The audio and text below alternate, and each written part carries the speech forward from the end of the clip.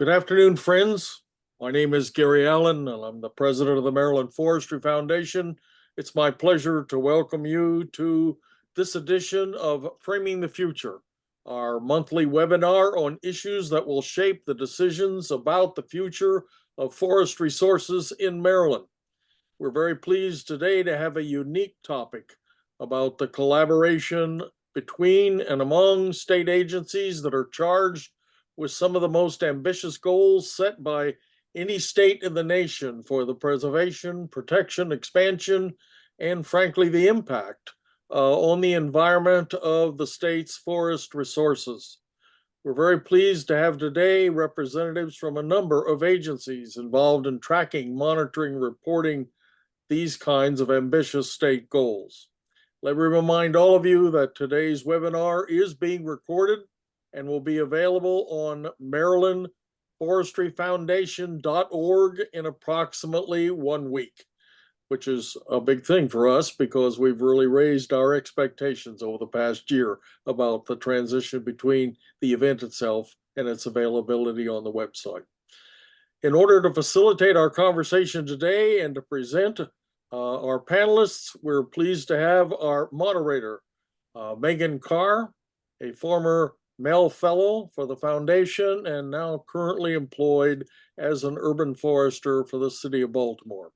Megan, please introduce our panel and thank you for being with us. All right, thanks, Gary. Yeah, a couple of brief housekeeping notes before we get going. I will underscore Gary's reminder that all of our previous webinars are currently available to view on the Maryland Forestry Foundation website. And you can also use that page to join our mailing list if you don't already receive our email notifications that we send out once a month to let you know of the next webinar topic and registration link to join us. So please navigate on over there if you haven't already to view some of those previous events and to get on the mailing list. We also want to make a quick note that we welcome your participation today. So there is a Q&A function at the bottom of your Zoom screen. Please enter your questions for our panelists there, and we will address those with our speakers during the last 10 minutes or so of today's session. And with that, we can get straight to the discussions. So we're joined by three excellent folks today from representing a range of state agencies. Leading things off today, we have Marie Panday, who is the Maryland Department of the Environment's Tree Program Officer, where she leads the implementation of Maryland's 5 Million Trees Initiative, which is the state's commitment to planting and maintaining 5 million native trees by 2031, with at least 500,000 of these trees planted in urban underserved areas. In her role, Marie tracks tree planting progress and coordinates with nonprofits and communities to help the state realize this 5 million tree goal. Marie holds a master's in geographical sciences and a bachelor's in environmental science and policy with a remote sensing minor from the University of Maryland. Thank you for being here, Marie. Thanks for the intro, Megan. I will now share my screen.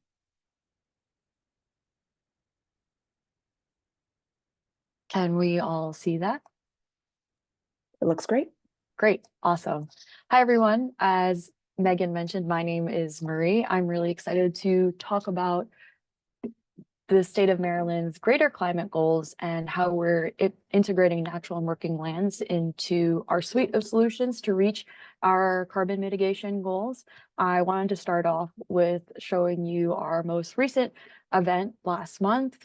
We had the pleasure of Governor Wes Moore visiting us, and this is just one example of how we're making sure everyone in the state is involved in helping us reach our 5 million tree goal. So first and foremost, I think it's important to lay the backdrop about what Maryland's climate goals are. And right here is a graph of the different pathways the state of Maryland is employing to achieve this goal.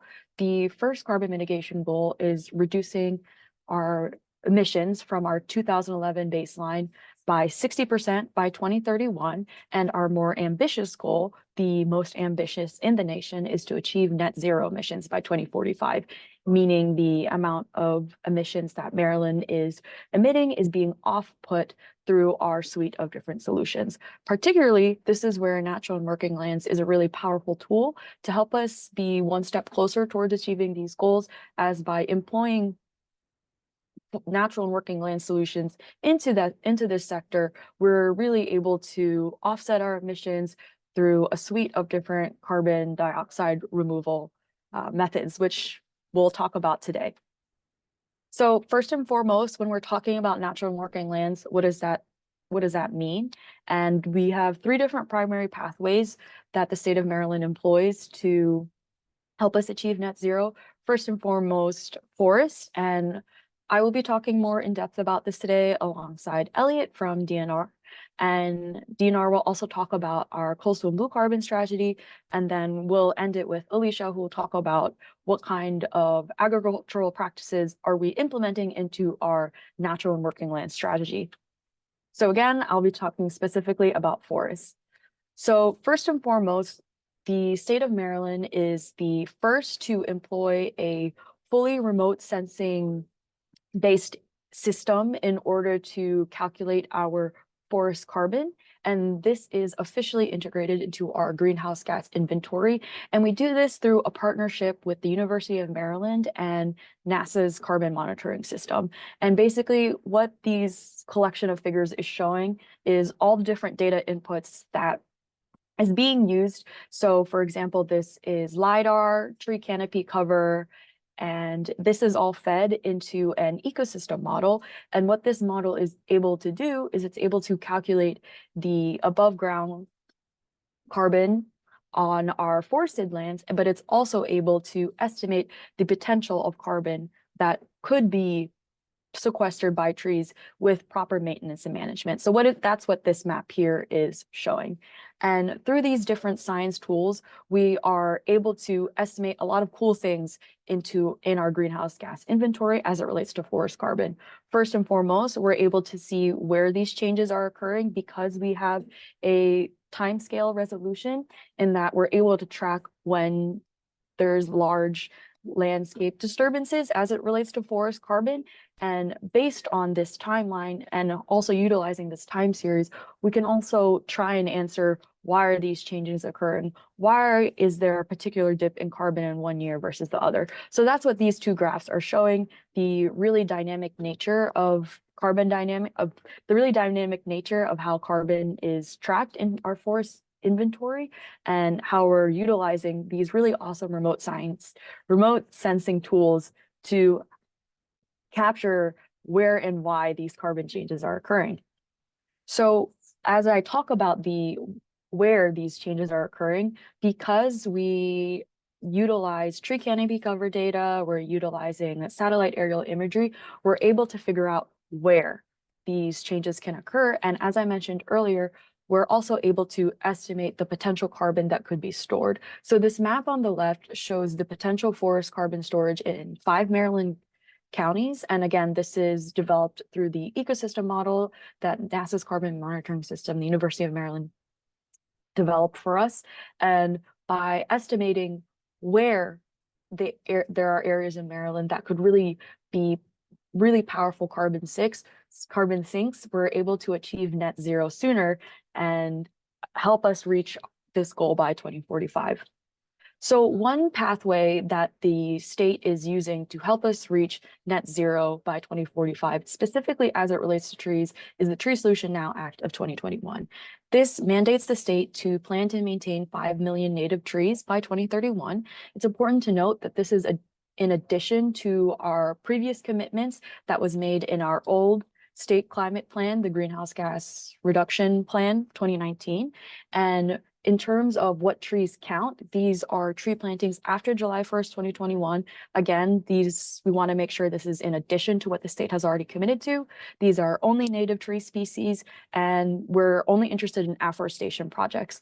A key part of this initiative is at least 10% or 500,000 of these trees must be planted in urban underserved areas. And this is really important as tackling environmental justice is one of the key points in Maryland's climate plan. Now, in order to achieve 5 million trees, it's really a multi-agency effort.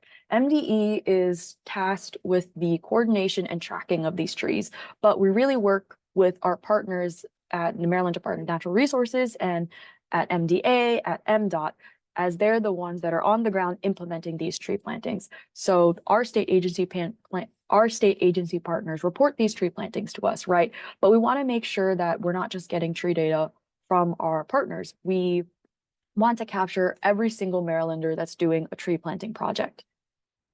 So the 5 million trees goal is part of the state's carbon mitigation goal, right? Again, this is one pathway the state is employing to help reach that net zero goal. As we know, trees are really powerful carbon sinks.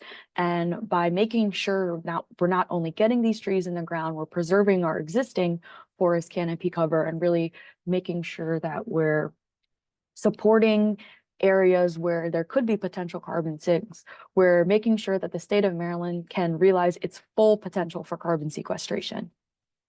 Now, in terms of how we're capturing these 5 million trees, for our state agency partners, they directly submit and register this data for us. But for the average Marylander doing a tree planting project or another nonprofit organization, a private corporation, we direct them to our tree tracker tool.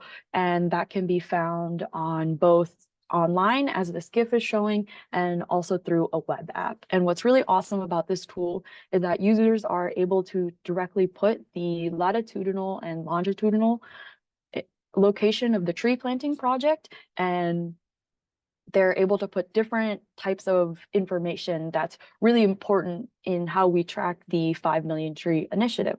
So some of these attributes are, of course, we're interested in the number of trees planted, we're interested in the types of species, we're interested in where they're being planted, and that just helps us see how close we are to reaching 5 million.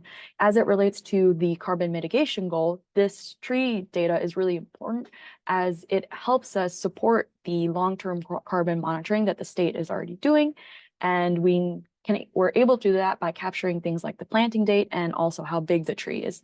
Finally, we want to make sure that we're getting information on who's doing these tree plantings and who's funding them, because that way we can better track the efficiency of our various tree planting programs, which DNR and MDA will talk more about.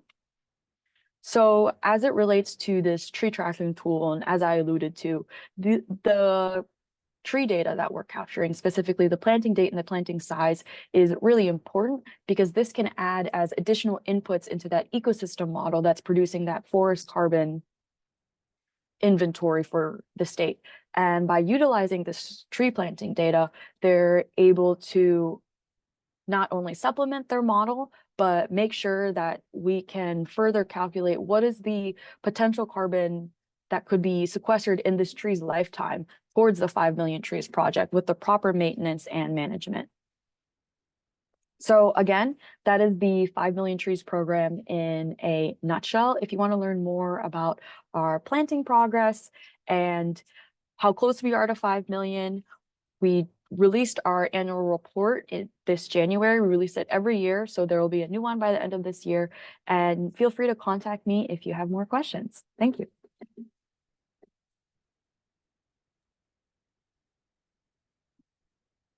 Great, thank you very much. So I'll remind folks to please feel free to enter your questions into that Q&A function, and we will have Marie and our other speakers go over the responses to your questions at the end of our session today. So next up, we're joined by Elliot Campbell. Dr. Campbell directs the Office of Science and Stewardship within the Chesapeake and Coastal Service at the Maryland Department of Natural Resources. His expertise is ecological economics, a field focusing on the interactions between people and the natural environment. His work focuses on developing natural land climate mitigation strategies for Maryland and quantifying economic benefits from ecosystems. Prior to this current position, he was a research faculty member at the University of Maryland. So thank you for being here, Elliot.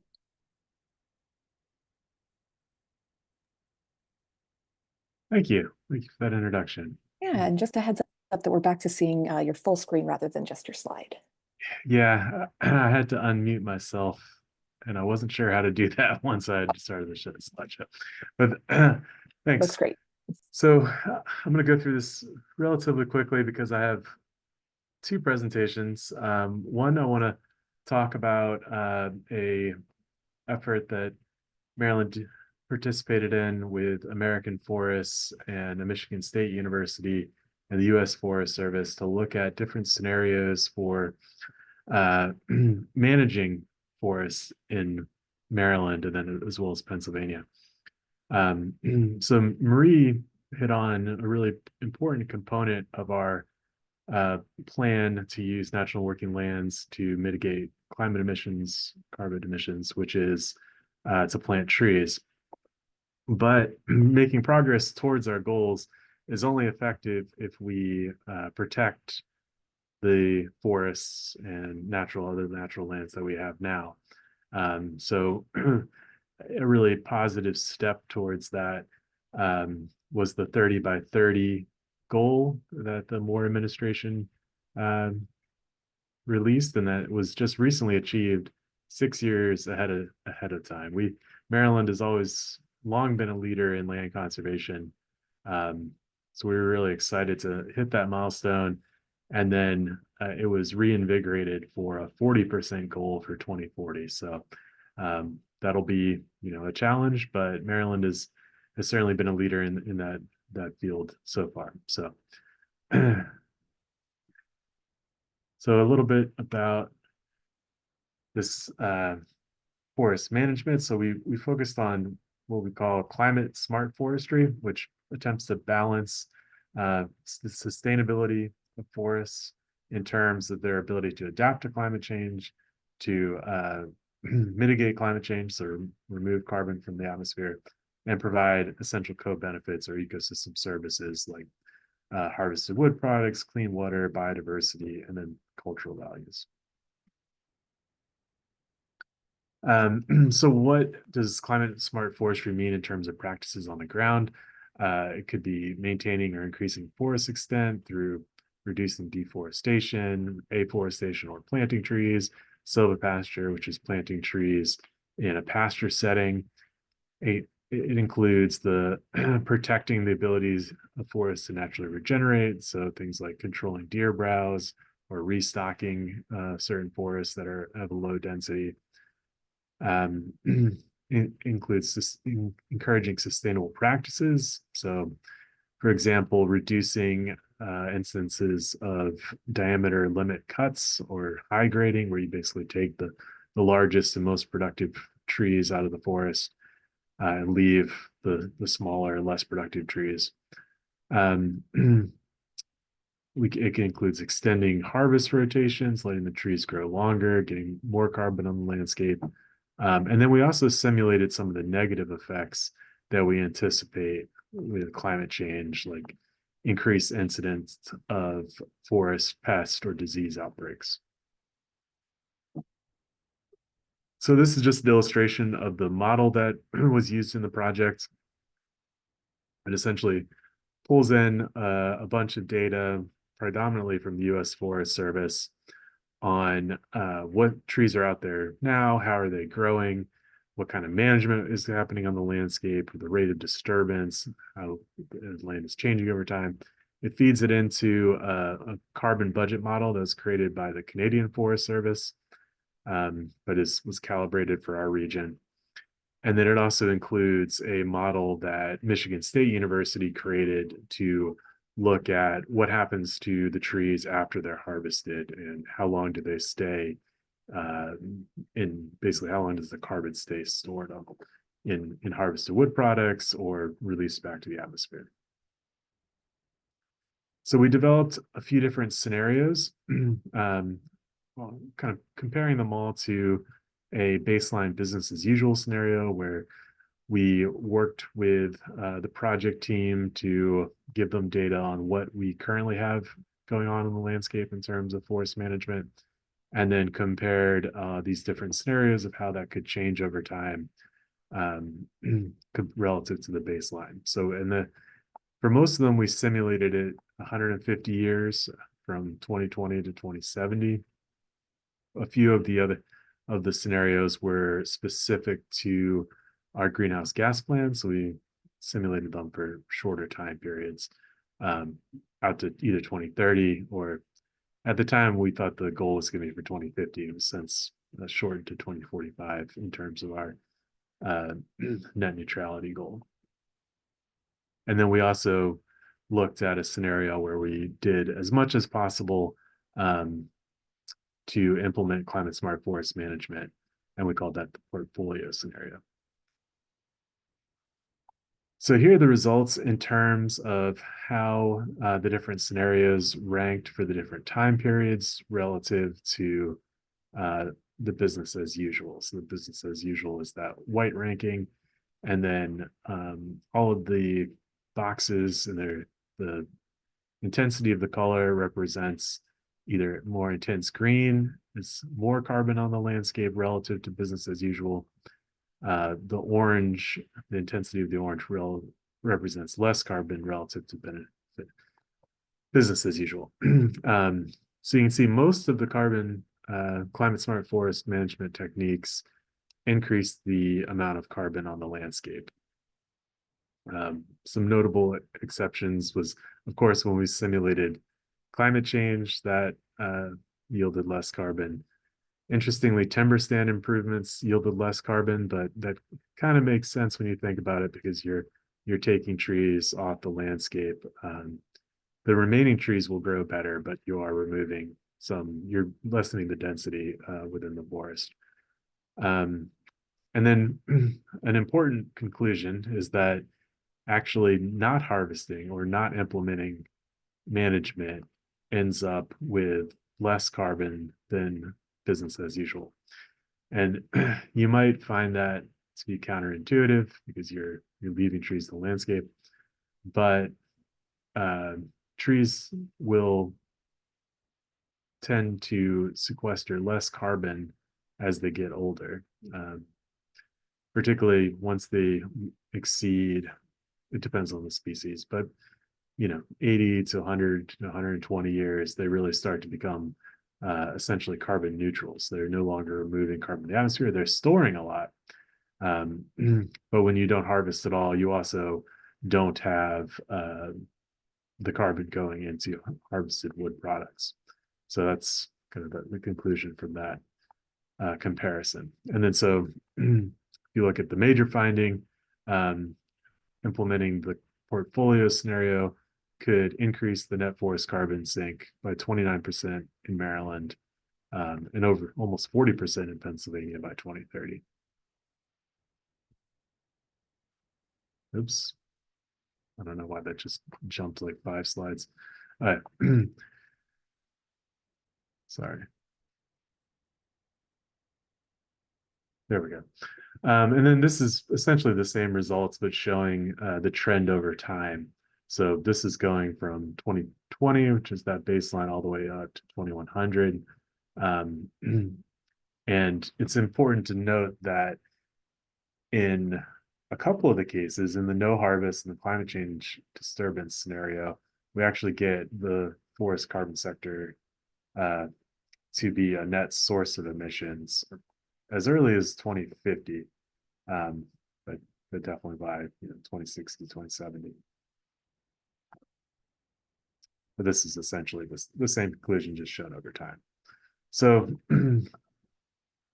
how are we using this? I mean, we use it to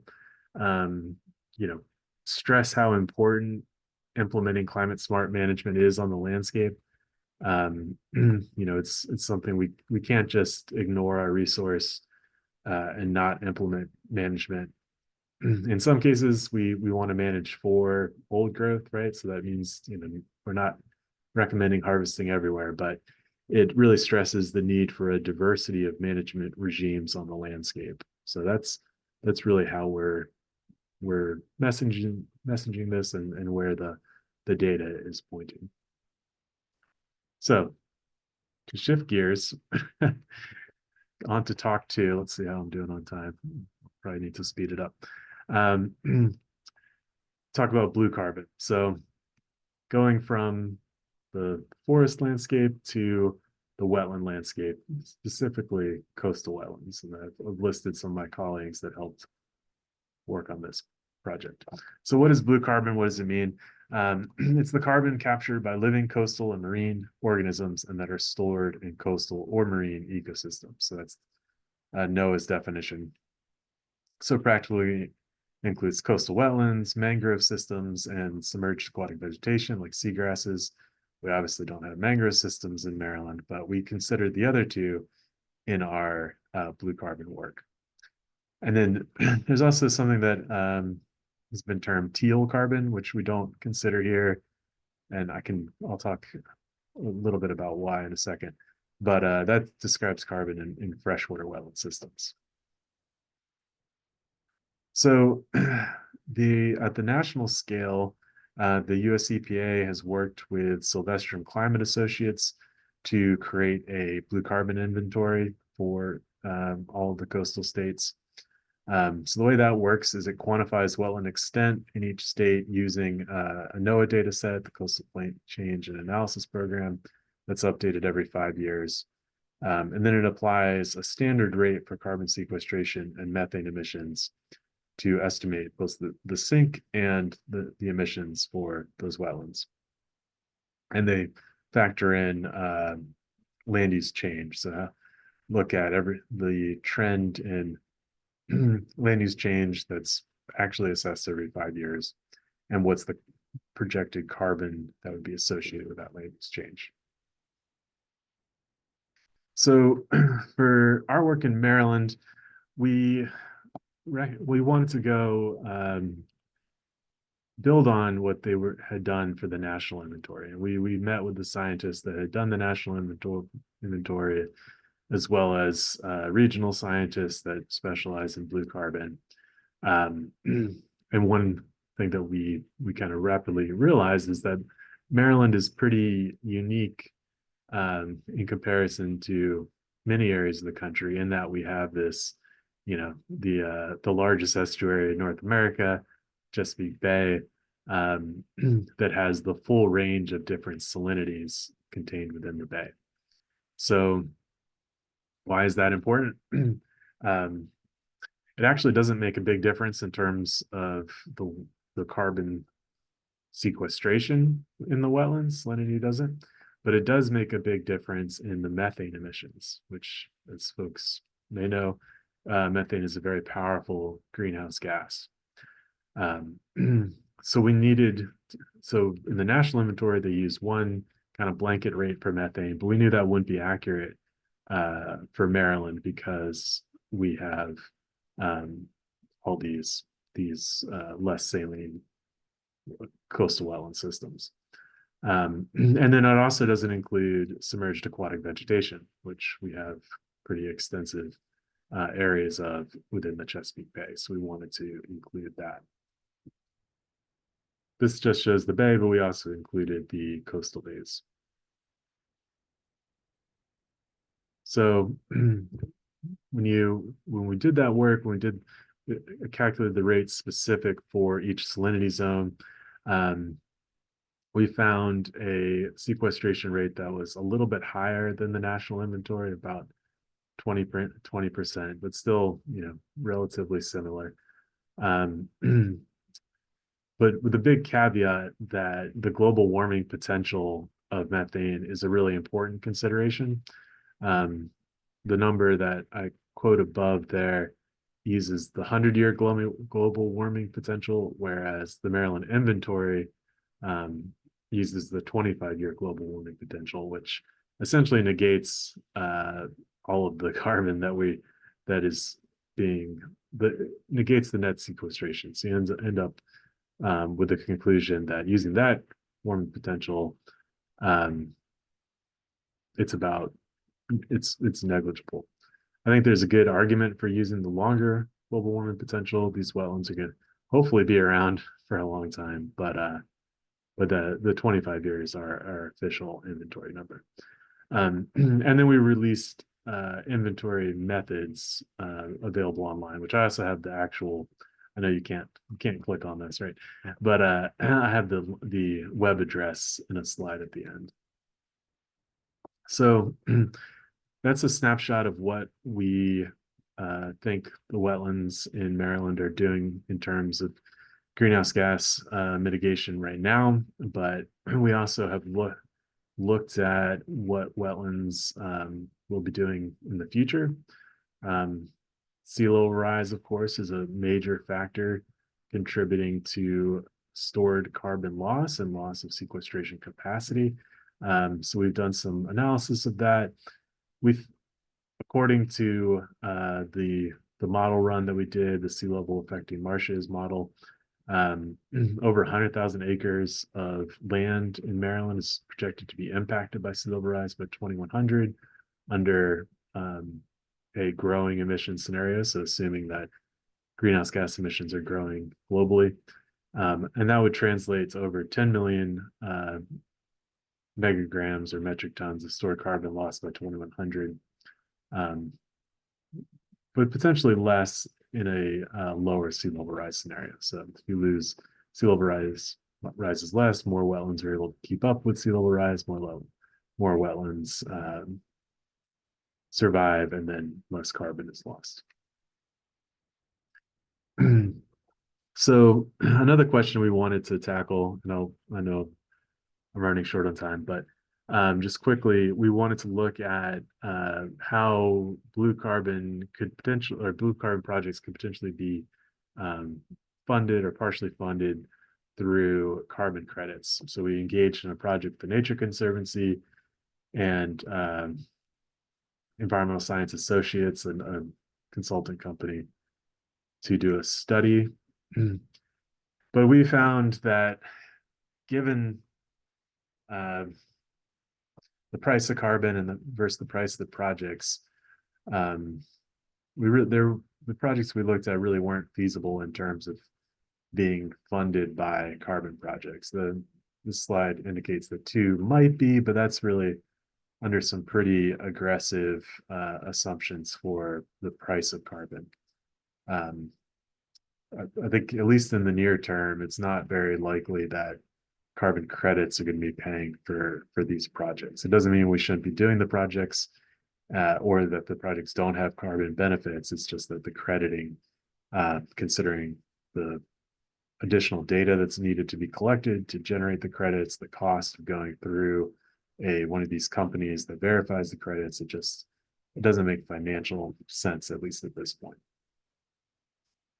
Although we did get some really useful conclusions from this work in terms of how you could do projects that will generate more carbon benefits and minimize carbon emissions. And then I have 2 slides here with a bunch of links to data from the first talk on forest management and then the second talk on blue carbon. So I believe we're sharing these slides out, or at least the recording. So folks should have access to those links. Great. Yeah. And thank you for including those as a QR code so that folks can grab a screenshot on reviewing and view some of those reports. That was really useful. And thanks for the great overview. So for our third speaker, we are joined by Alicia Mulkey, who currently serves as the Manager of Program Planning and Evaluation at the Maryland Department of Agriculture. She coordinates program initiatives to advance soil and water conservation on Maryland farms and leads efforts to account for environmental outcomes, such as water quality, soil health, and climate resiliency. Her portfolio of programs include the Watershed Implementation Plan, Healthy Soils Program, Animal Waste Technology Fund, and serving as the Executive Secretary to the State Soil Conservation Committee. Mulkey has a master's degree in soil and watershed science from the University of Maryland with a focus on soil phosphorus and agronomic systems. And thank you very much, Alicia, for being here. Appreciate that. And thanks to Marie for helping me with the slides today, so we can jump right into it. Okay. So Elliot and Marie have really queued things up for me really.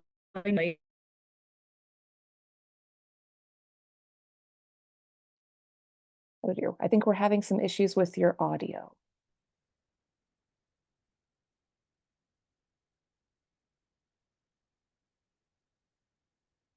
Alicia, are you there, Alicia? Can you hear me now? We can.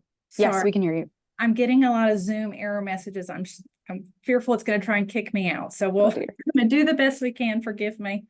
So let me jump right in here. Appreciate Elliot and Marie for kind of queuing this up so nicely.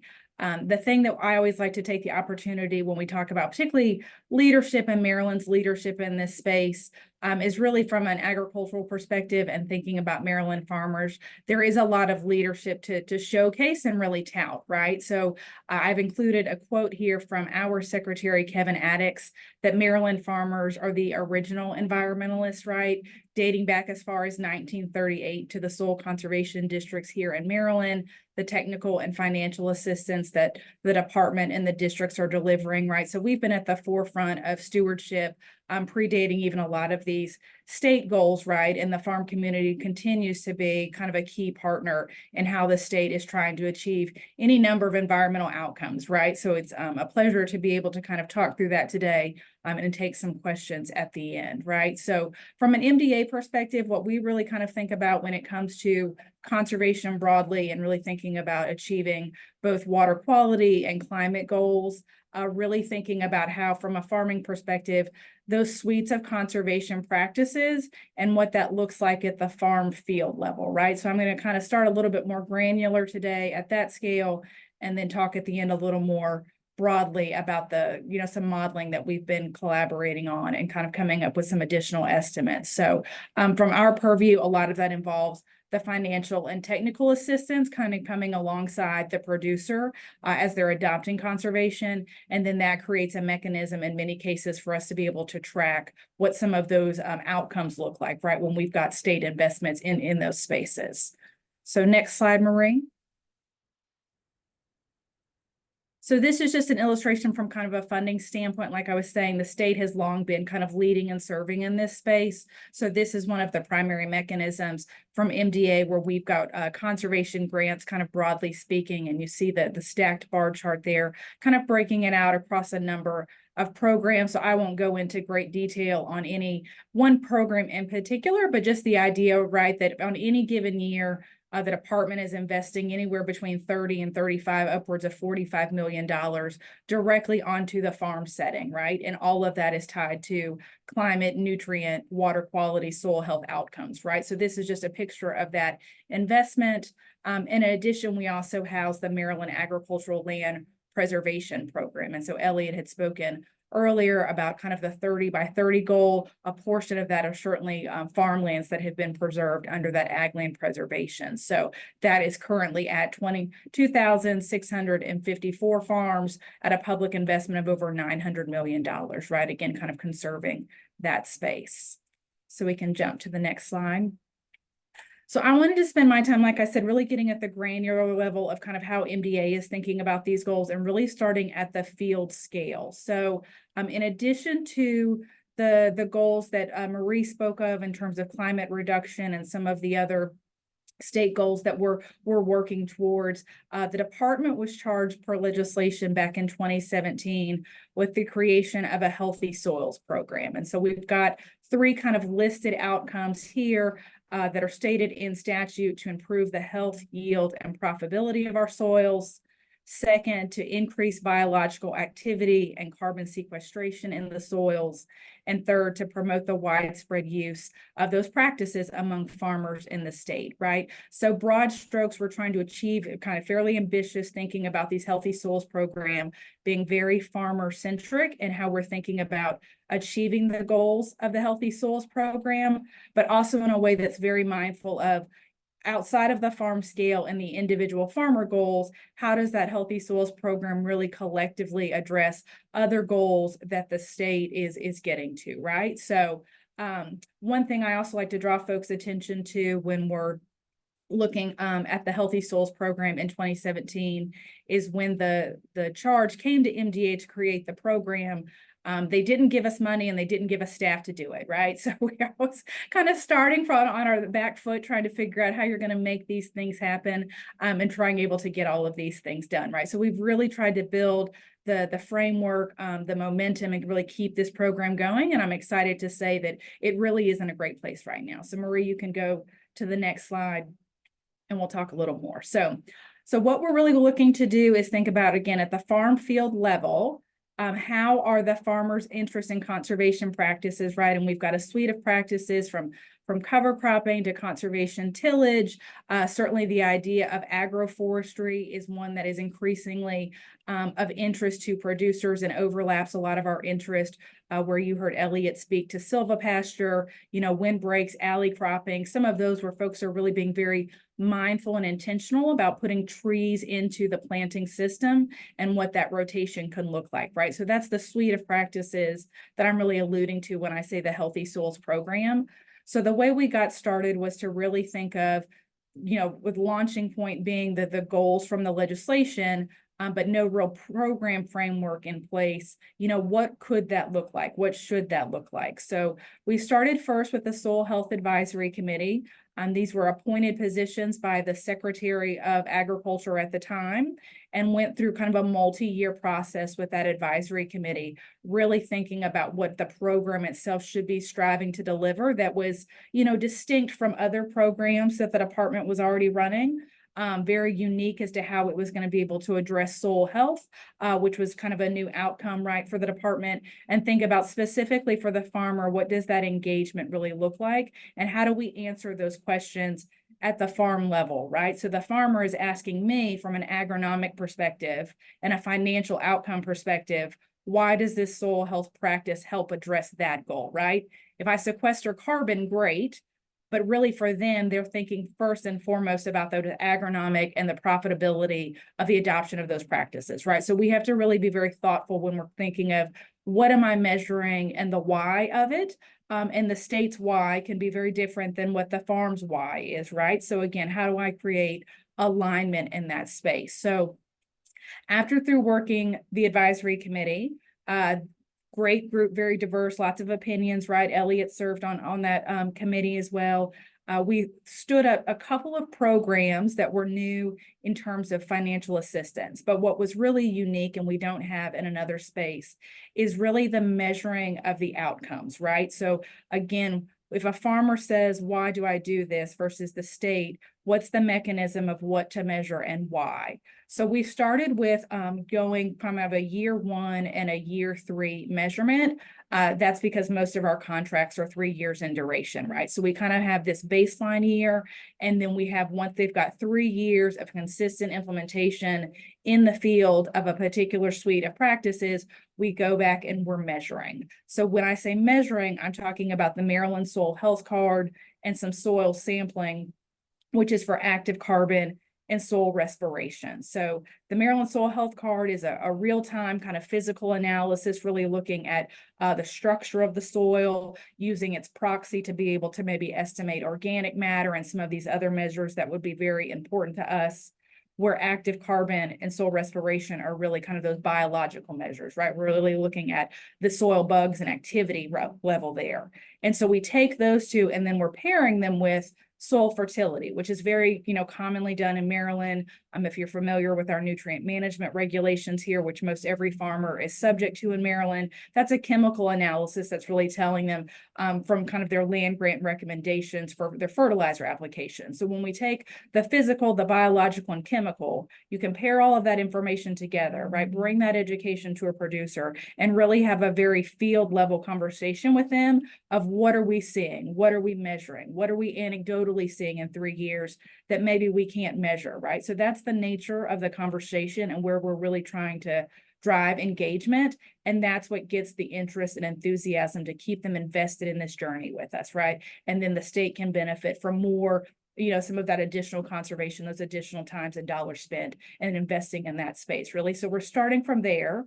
And then we've built on with some modeling tools, right? We can't sample every field in Maryland. We can't baseline and do this work everywhere, right? So how do we complement that with some of the modeling opportunities and get some even broader stroke analysis of what some of these assumptions, particularly when we talk about the carbon portion and the carbon flux, like Marie's kind of analogies were. So I'll speak to that at the end.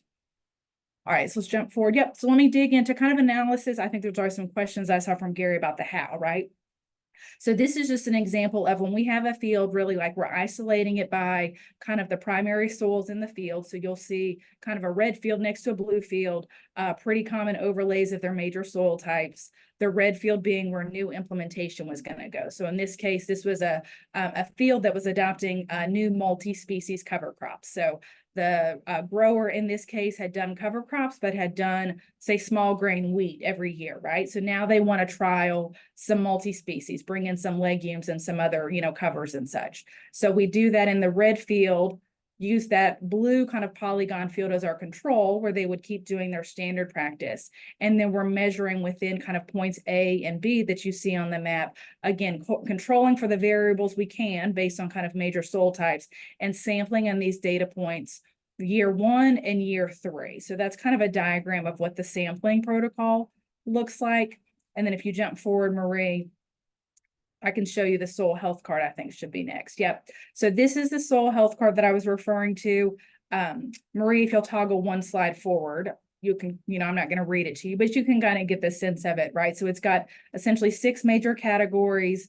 It has a numerical score, but it's really a very kind of qualitative analysis. It's very easy to do in the field in real time. So it creates a great education and engagement opportunity with the producers, right? When we're talking about earthworms, soil odor, as much time as a producer is in a field, right, to ask them the question of, have you ever smelt your soil, right?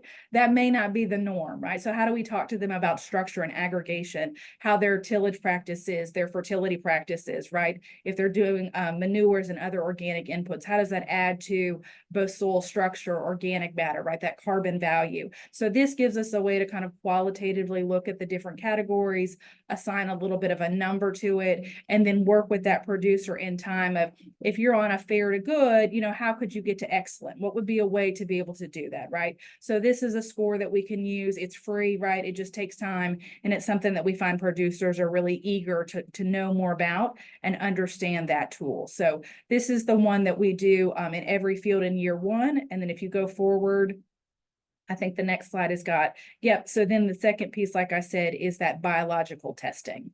So we've got active carbon and soil respiration. If anyone is familiar with the Cornell Soils Lab, they have a suite of measures and analysis that they do for soil health. They are not part of your standard nutrient management package, which is what, in most states, that's the regulatory requirement. So this is above and beyond because it's very biological focused. And it gets pretty expensive very quickly, right? So what we've chosen to do is to say, if the state was to be able to take on some of those costs early, really bring some measurement and some quantification to the table, right? What measures would or would not be kind of most interesting to a producer, right? And how do we do that within a budget that feels approachable, right? Like when our 3 years is up, how does the producer then say, you know what, I find value in this information? Maybe it's something I would choose to continue doing and investing in as well. So Cornell has been a great partner. A number of folks working in the soil health space in the Mid-Atlantic also use Cornell. So it gives us a chance to kind of compare data, right? Look at apples to apples when we're thinking about methods and how some of these things look across a larger geography of systems in the Mid-Atlantic region. So active carbon, if you are not familiar, measures the portion of that organic matter content that's really the food source, right, for that microbial community. So it has a very positive correlation to your organic matter percentage, right?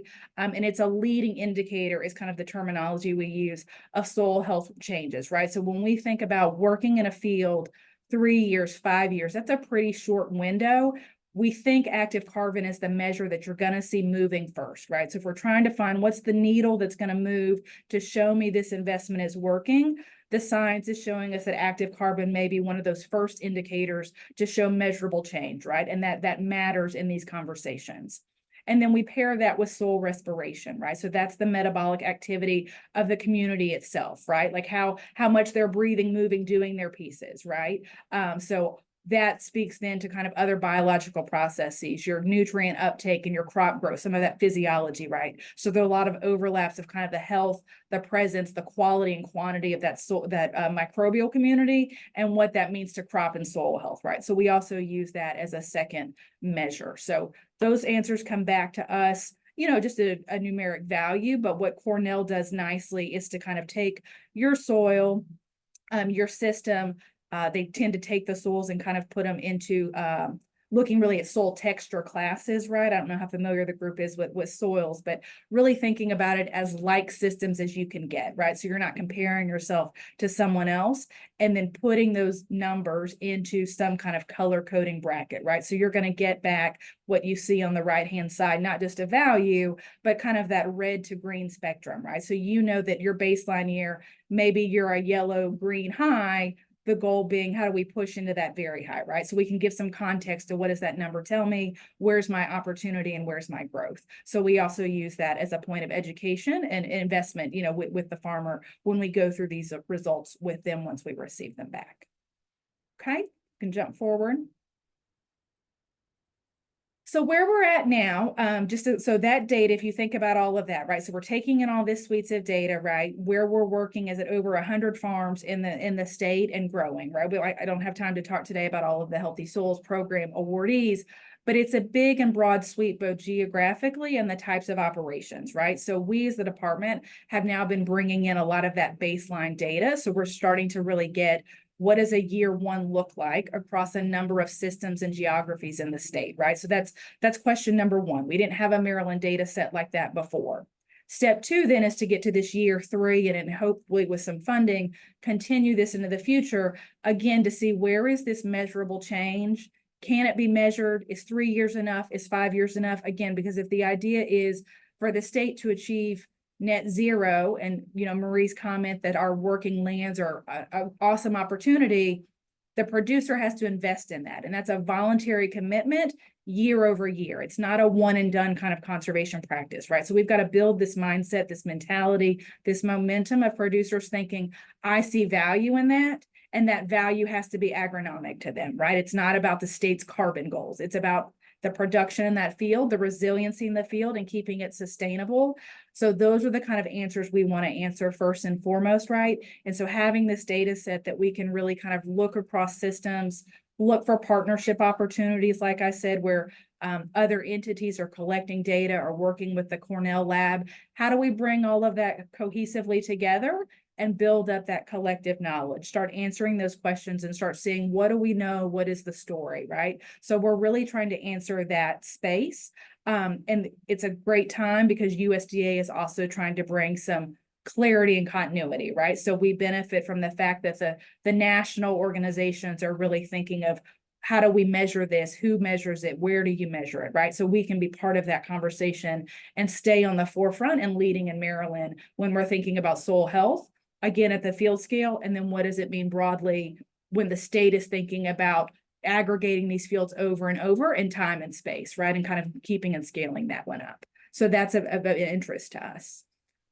We can get, I think I've got one slide here, Megan. So yeah, so then the last piece here is this kind of modeling exercise that we went through, and we've alluded to it a little bit with our previous speakers in terms of trying to quantify. So we worked with MDE in particular and had some funding assistance through the U.S. Climate Alliance to really look at beyond the field scale, how could we use some modeling tools to look at more of a county level analysis, right? So for the greenhouse gas inventory, much like the forestry inventory that they spoke of, we were initially relying on kind of EPA data rather than state and local data that we have here at MDA. So we were able to create some scenarios, starting initially with our cropland. So we really focused on our biggest acreages, if you will. So cover crops, nutrient management, conservation tillage, those are all very standard high levels of adoption in Maryland, right? And created these scenarios at kind of the county level, use the Comet Planner tool, which if folks are familiar with is a USDA tool kind of out of Colorado State that really kind of creates that carbon sequestration number. And we were able to work with another entity to be able to create that quantification of the carbon flux, right, from our soils, much like you saw them show on the forestry side, right? So it's intended to be the ag soils equivalent of what you saw from the previous presenters and being able to incorporate that into the climate pollution reduction plan, both from kind of what we've achieved to date versus really that trajectory of what the technical potential out to 2045, 2050 could be, right? How much more can we sequester in those systems? So we're working to kind of finalize those numbers right now with MDE. We know that Maryland farmers have sequestered a significant amount of soil carbon to date, right? Again, we have an early lead on conservation, so we know we've built that into the system. How much more can we anticipate being done with these practices and time, right? So that's kind of the open question, and working to keep kind of, refine those estimates as we go. So that's key, and I think will be coming in the next month or so with more of those final numbers through the climate pollution reduction plan. So I think that's the slides I have. Marie, you tell me, maybe I'm right at time. With Megan, thank you. Yeah, thank you so much for all of Sure. our speakers for condensing a lot of really complex data and information and models into a pretty short window to be able to cover things. So much appreciated. We have just a couple minutes for our Q&A currently. I know a few of our folks have things to do at 2 p.m. And Alicia, I think you're kind of touching on this question already from John about do soils have a limit to the carbon can be sequestered, and how many years does it normally take to get there? So broadly speaking, it's very site specific, it's very soil specific, but yes, from a broad research side, they do think there are limits. I don't know that we know what they are, how close we are to them in Maryland, right? So that's kind of the open question, and probably scientists smarter than myself could go into more detail than that. But yes, they do think there are limits to what can be captured and kind of maintained versus grown out over time, right? Some of it based on the soil, some of it based on the consistent management of that landscape. Okay, and in the time permitting, so I'll wait and see if other folks have questions to enter into the Q&A chat. But with the topic of today's session, I was hoping for each of you to comment briefly, I guess, on the collaboration aspect, less from like the scientific angle, but really just more from like the functional end of how you're developing these goals and getting them implemented. What are the main partners that you're working with, and how are you navigating those relationships? Are you leveraging existing relationships, or has there been opportunities to make some connections with all of these new initiatives as things are getting going? And anyone who would like to start is welcome to. Yeah, I can take this question first and then toss it over to you guys. So, for example, with this group, I meet with Alicia and Elliot, I feel like at least minimum once a month. And we're constantly talking and chatting with each other on lessons learned with our program, successes, challenges that we're dealing with the program. Most directly, as it relates to the 5 Million Trees program, we frequently interface directly with DNR and MDA and MDOT, since they are required to report tree plantings to us. But as it relates to our other programs, because MDE's role is more of a coordinator, we really rely on DNR and MDA to be on the ground implementing these different natural and working land solutions. In terms of different types of partners that we're working with, we're really active with our nonprofit organizations. So, for example, through our various tree grants that we offer, we are frequently communicating with our nonprofits, assisting them in whatever kinds of support they may need, funneling resources from different programs. And we also make sure that we're really in contact with our local jurisdictions and county governance, because they're really going to be our large scale on the ground implementers as well.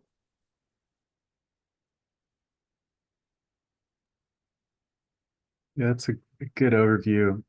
We also, so both Alicia and I serve on the climate mitigation working group under the Maryland Commission on Climate Change that MDE is the lead agency on, but we're the departmental representative. So that group has a say in charting the pathway for Maryland to meet its greenhouse gas reduction goals. So participation in that group is a good way to kind of stay aware of the overall effort. I mean, in that group, you get a lot of talk about, electric vehicles and all that sort of thing. That's not natural working lands, but we try and make sure that natural working lands are a piece of the conversation, and MD is a strong advocate as well for making sure it's included in that pathway too. our emission reduction goals, because the 2030 goal, I don't know, the climate sink is not a factor within the 2030 goal, but it is going to be the determining factor for achieving the 2045 net zero goal. So, I think we're all kind of on the same page in working towards achieving that. Yeah, I think they've covered it. Lots of work groups and, cross collaboration through a number of established forums, right? Great. Well, I know that we're at 2:01 right now, and some folks may have conflicts. Gary, if you had additional questions for our panel, or if you want to talk a little bit about some other events in the near future. Thank you very much, Megan. Appreciate it. Let me just bring up the view of the speaker here. There we go. I want to thank all of you, particularly our panel today, for what I thought was excellent information, widely of interest to a great many people. I'm really pleased that the foundation could provide a panel discussion like this, because the kind of information you're sharing today is of great interest to a broader public. And frequently, in my experience, they do not know how to access this information, and certainly are unfamiliar with the details of it, even if they sometimes say, all I got to do is go to the agency website. But finding it in the morass of agency website, in my experience, has also been quite a challenge, even though I'm one of those you might call among the attentive public. Having said that, I want to thank all of you again for your participation today. And for those who've attended the webinar, I want to thank you very much for being with us. Let me simply close by inviting all of you to go to the MarylandForestryFoundation.org website, because we are presently recruiting actively high school students for 2 of our summer camps. One is the traditional summer camp on natural resources careers, offered at the end of July 21 to 27 in Garrett County in Western Maryland. Applications are still open for this site through your local forestry board and on the Maryland Forestry Foundation website. In addition to that, this year, for the first time, we're offering a brand new summer camp in Urban Forestry Careers. It's on the University of Maryland campus on July 7 to 13. We're actively recruiting high school students for that program. It's kind of the golden ticket in our judgment of summer camps, because it's absolutely unique. It's consistent with Maryland's leadership in this area, and frankly, widely supported by our leadership, and frankly, extremely cost effective, because you can apply for free. And if you get selected, there's only a very modest activity fee to help make sure that you show up. Please look on the MarylandForestryFoundation.org website for additional information on both these camps. Again, I want to thank Megan and the panel, and I hope that all of you will join us again next month on the third Thursday at 1 o'clock to kind of catch up on our Mel Fellows for the past year. Will be talking about their experience as being higher education students supported by our fellowship program, and what their matriculation in their particular program has led to. Because as of yesterday, applications are now open for the Merrill Nolan Fellowship Program for the coming academic year. So if you're interested in one of the nation's most, I think, successful and valuable fellowship programs, please take a look again at the website, and you'll find the opportunity to apply. Decisions will be made in late July. So from now over the next 8 weeks, applications are now open. You can check on our website and with your local university deans or professors about the availability of an application in your area. Thank you very much again. And Megan, with that, I'm going to end our webinar for today, and I look forward to all of you joining us the third Thursday of each month for Framing the Future of Forestry in Maryland. Good afternoon. Thank you.